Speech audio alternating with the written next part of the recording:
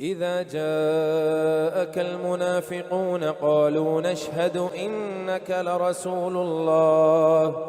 والله يعلم إنك لرسوله والله يشهد إن المنافقين لكاذبون اتخذوا أيمانهم جنة فصدوا عن سبيل الله إنهم ساء ما كانوا يعملون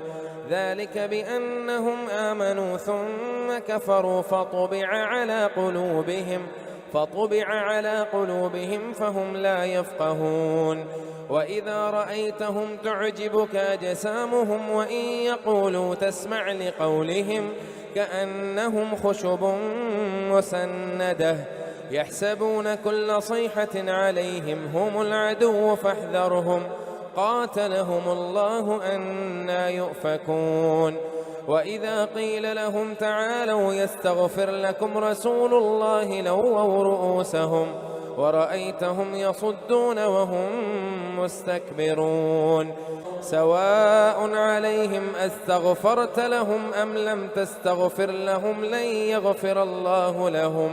إن الله لا يهدي القوم الفاسقين هم الذين يقولون لا تنفقوا على من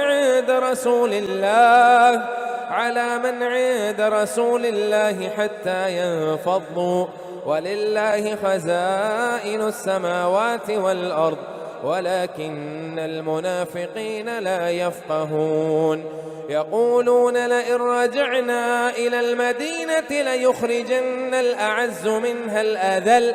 ولله العزة ولرسوله وللمؤمنين ولكن المنافقين لا يعلمون يا أيها الذين آمنوا لا تلهكم أموالكم ولا أولادكم عن ذكر الله ومن يفعل ذلك فأولئك